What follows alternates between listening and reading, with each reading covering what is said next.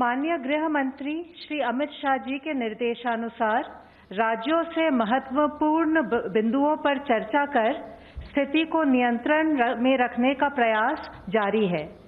माननीय गृह मंत्री जी ने गृह मंत्रालय के अधिकारियों के साथ समीक्षा बैठक की।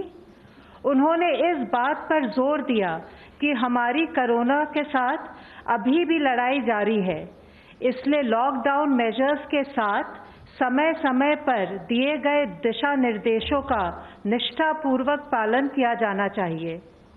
ऐसे क्षेत्र जो हॉटस्पॉट्स, क्लस्टर्स, कंटेनमेंट जोन्स में नहीं आते हैं और जिनमें कई गतिविधियों की अनुमति दी जा रही है, वहां सावधानी बरतना है और यह सुनिश्चित करना आवश्यक है कि छूट वास्तविक परिस्थितियों का सही से आकलन करके ही दी जाए। ग्रामीण क्षेत्रों में कई आर्थिक गतिविधियों की अनुमति दी गई है, इसलिए जिला अधिकारियों को उद्योग समूहों के साथ सहयोग से राज्य के भीतर ही मजदूरों को उनके कार्यस्थल पर स्थानांतरित करने की व्यवस्था करनी चाहिए। इससे न केवल आर्थिक गतिविधियों को गति मिलेगी, बल्कि मजदूरों को रोजगार के अवसर भी मिलने लगेंगे। इसी प्रकार बड़ी औद्योगिक इकाइयों और औद्योगिक परिसरों के संचालन पर उन्हें विशेष ध्यान देना चाहिए। खासकर ऐसी इकाइयों के संचालन पर ध्यान देना चाहिए जहां मजदूरों को परिसर में ही रखने की व्यवस्था हो। इससे आर्थिक गतिविधियों को गति मिलेगी और मजदूरों को लाभकारी रोजगार प्रदान करने में भी मदद मिलेगी। उद्योगों के साथ कृषि और मनरेगा गतिविधियों के माध्यम से भी मजदूरों को रोजगार देने की संभावनाओं पर कार्य करना होगा। यह भी सुनिश्चित किया जाना चाहिए कि जो हमारे राष्ट्रीय दिशा निर्देश हैं, उनके अनुपालन की निगरानी के लिए ग्रामीण क्षेत्रों में पर्याप्त गश्त की जाए। जिलाधिकारी निगरानी के लिए पुलिस, पंचायत अधिकारियों का, राजस्व अधिकारियों इत्यादि का सहयोग ले सकते हैं।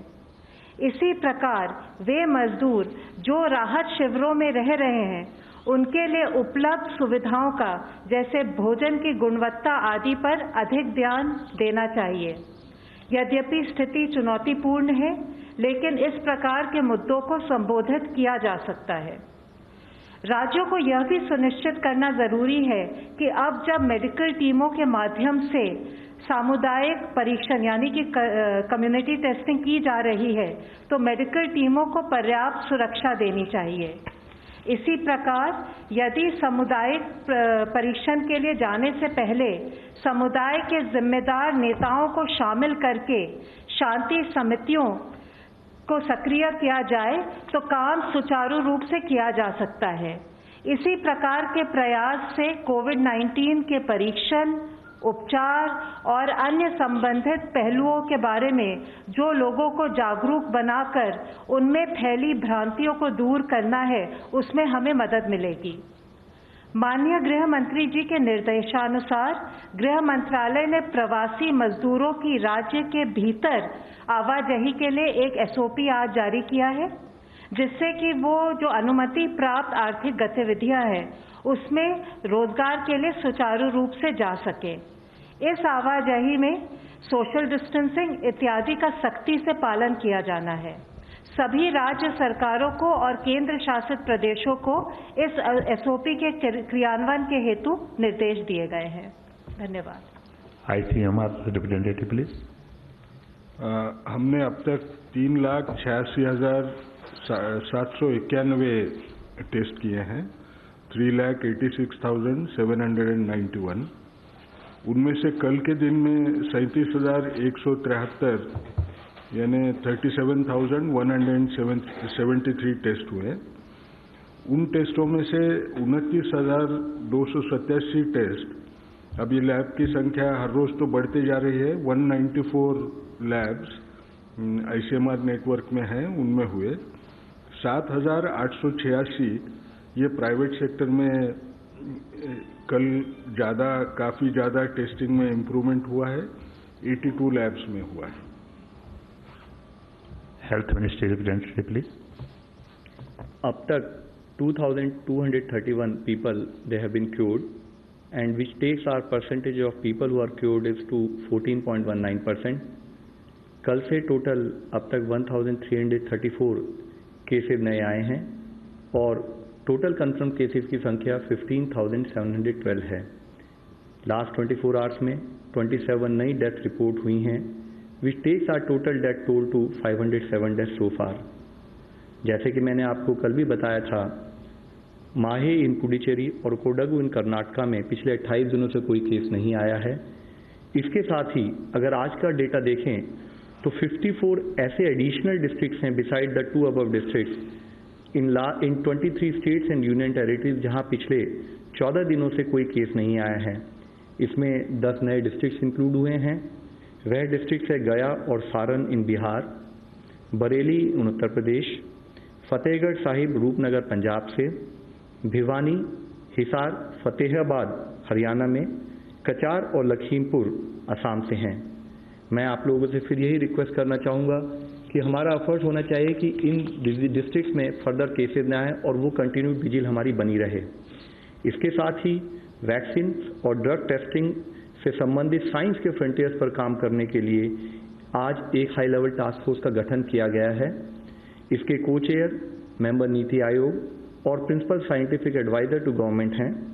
इसके अलावा इसमें AYUSH, ICMR, department of science and technology, biotechnology, CSIR, DRDO, director general of health services और ड्रग कंट्रोलर भी इसके मेंबर्स हैं।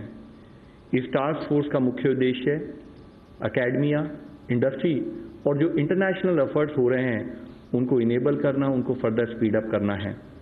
इसके तहत डिपार्टमेंट ऑफ बायोटेक्नोलॉजी को एक सेंट्रल कोऑर्डिनेशन एजेंसी बनाया गया है वैक्सीन डेवलपमेंट के लिए, जिसका मेजर एफर्ट्स होगा to identify pathways for vaccine development, जिसके तहत फर्दर हम एफर्ट्स करेंगे कि एक डायनेमिक लिस्ट बनाई जाए नेशनल और इंटरनेशनल एफर्ट्स के लिए जो वैक्सीन डेवलपमेंट पर काम कर रहे हैं, उनकी प्रोग्रेस को मॉनिटर किया जाए और साथ में गवर्नमेंट लेवल पर रिक्वायर्ड फैसिलिटेशन प्रोवाइड किया जाए।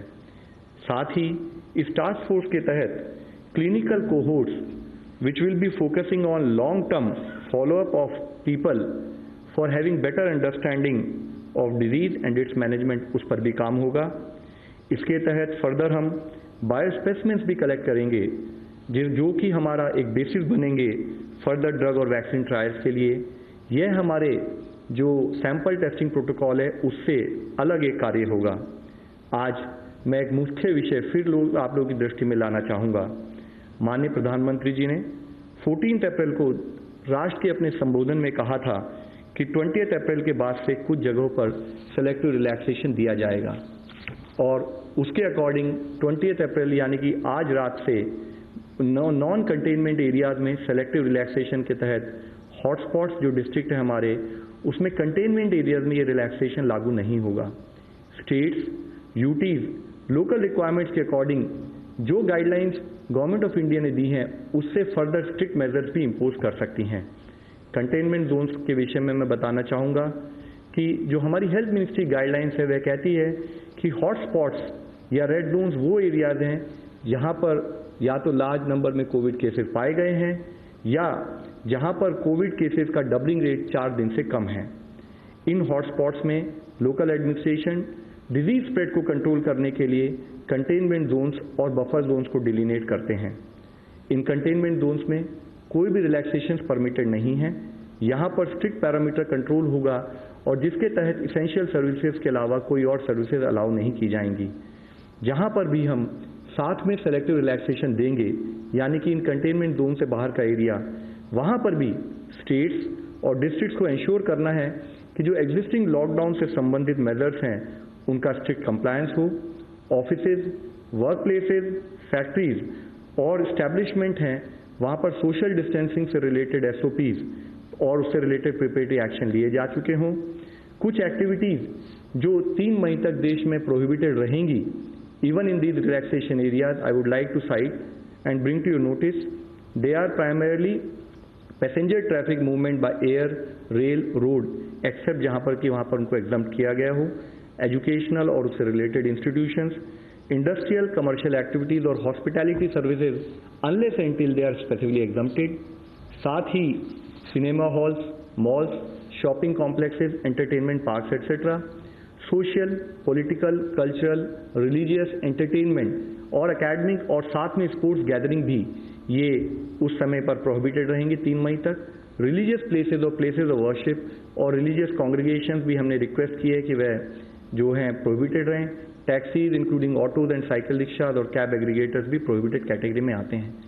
हमने कुछ एक्टिविटीज़ को रिलैक्सेशन दी है और जिसका बेसिक पर्पज़ है कि एग्रीकल्चर और रिलेटेड एक्टिविटीज़ फुली फंक्शनल हों, देश की रूरल इकॉनमी फंक्शन कर सके, डेली वेज अर्नर्स और बाकी लोगों के लिए एम्प्लॉयमेंट अपॉर्चुनिटीज़ को मॉनिटर किया जा सके, हेल्थ सर्विसेज फंक्शनल रहें, supply chain of essential goods बनी रहे। हमारा एफर्ट है कि हम धीरे धीरे नॉर्मलसी को रिस्टोर करें ताकि यह इंश्योर किया जा सके कि जान भी है जहान भी है, लेकिन हमें सतर्क रहना होगा कि हम किसी भी तरीके से इसमें फेल ना हों। कोविड-19 के कंटेनमेंट से रिलेटेड हमारे एफर्ट्स में एक दूसरा चैलेंज है कि जब हम रिस्टोर कर रहे हैं सर्विसेज को तो हमसे कोई गलती ना हो। मैं पुनः दोहराना चाहूँगा कि हम सबको मिलकर लड़ने वाली लड़ाई है, इसमें हम सब एक साथ शामिल हैं। हम सभी को रिक्वायर्ड प्रिकॉशन लेने की ज़रूरत है। इसके लिए सोशल डिस्टेंसिंग का हर तरह से पालन हो। जहाँ रिलैक्सेशन दिया गया है वहाँ 100% ये एफर्ट होना है कि वो सिचुएशन को मेंटेन रखें, केसेस को बढ़ने ना दें। आप सब लोगों की नॉलेज में है कि जो रेड जोन और कंटेनमेंट जोन का जो ये क्राइटेरिया है, ये एक रोलिंग क्राइटेरिया है और अगर इन जगह पर भी केसेस आए तो उनको रेड जोन और कंटेनमेंट जोन का पार्ट बनाया जा सकता है। जो कंटेनमेंट जोन्स हैं वहाँ पर स्ट्रिक्ट लॉकडाउन मेजर जो हम इम्प्लीमेंट करेंगे उनके द्वारा हम एक्सपेक्ट करते हैं कि सबके कॉपरेशन से नॉर्मल से रिस्टोर की जा सकती है। रिलैक्सेशन एरियाज जैसे मैंने पहले भी आपको बताया है वहाँ पर भी सोशल डिस्टेंसिंग के सभी SOPs का पालन करना चाहिए, इंश्योर करना चाहिए कि हम रिक्वायर्ड SOPs को फॉलोअप करें। साथ ही एक तरफ जब हम सोशल डिस्टेंसिंग लॉकडाउन की बात कर रहे हैं, दूसरी तरफ हॉस्पिटल इंफ्रास्ट्रक्चर क्रिएशन पर भी हमारा उतना ही एफर्ट है, जिसके तहत अब देश में डेडिकेटेड हॉस्पिटल 755 बनाए जा चुके हैं। डेडिकेटेड हेल्थ केयर सेंटर 1389 बनाए जा चुके हैं, which takes to the total dedicated facilities where severe और critical patients can be treated to 2144। इसी संबंध में किए एफर्ट्स के तहत मैं आप लोगों की दृष्टि में लाना चाहूँगा कि कैसे कर्नाटका में विक्टोरिया हॉस्पिटल को एक डेडिकेटेड हॉस्पिटल के रूप में कन्वर्ट किया गया है।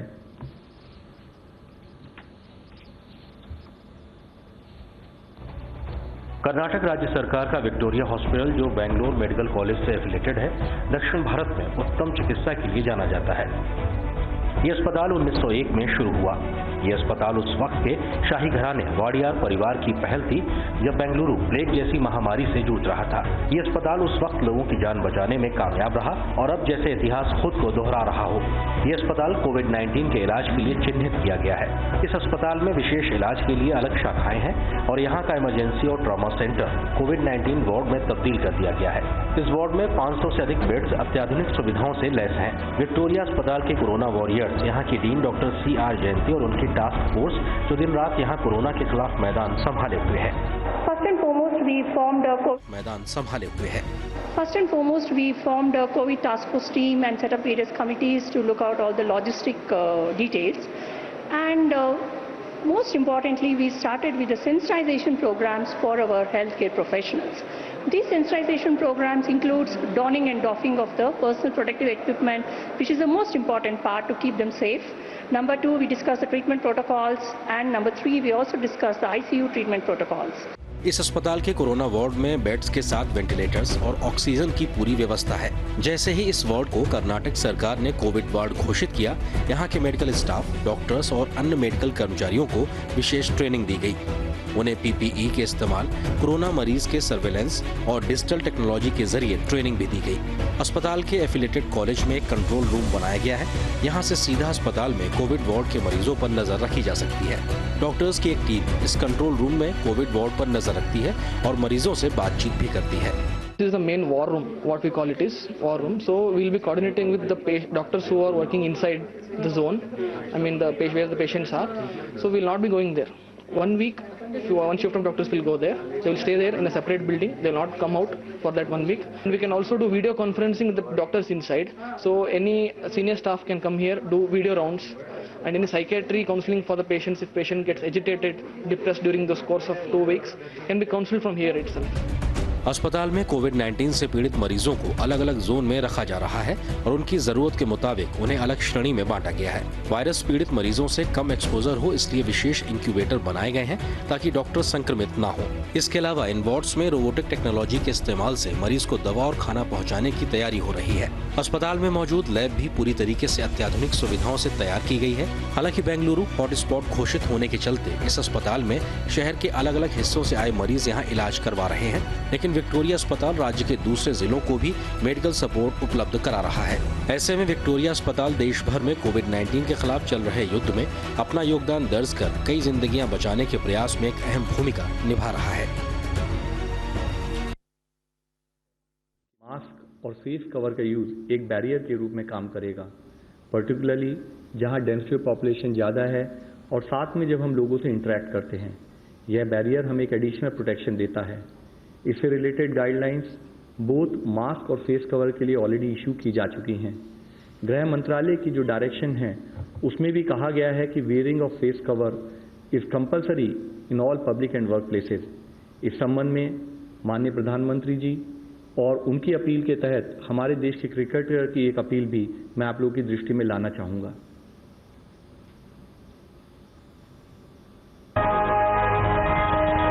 अपनी पूरी फैमिली के साथ हमें चेयर करते हैं और आज मैं आपकी पूरी फैमिली से ही बात करने आया हूँ।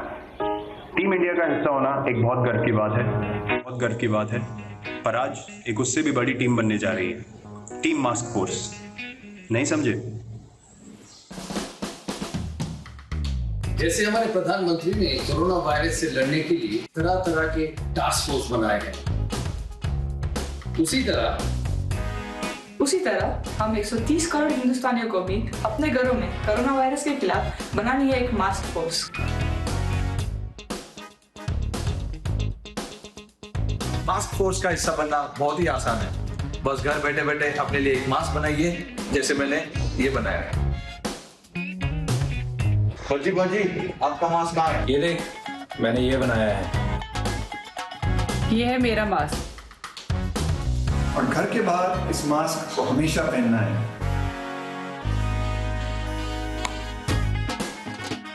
ये मैंने बनाया है। ये किसी भी साफ कॉटन के कपड़े से बनाया जा सकता है और डिजाइन भी जो आपको पसंद हो, है ना? बढ़िया, बहुत चंगा है। कम ऑन इंडिया, मास्क बनाओ और मास्क फोर्स का हिस्सा बन जाओ। और हाँ, याद रहे, साथ ही 20 सेकंड तक हाथ भी धोने हैं और सामाजिक दूरी भी बनाए रखनी है। ये है मेरा मास्क। मास्क घर बैठे आसानी से कैसे बनाना है, इसकी सारी जानकारी आपको आरोग्य सेतु ऐप पर मिल जाएगी। आज ही डाउनलोड कर लीजिए। और मास्क का हमेशा प्रयोग करना है।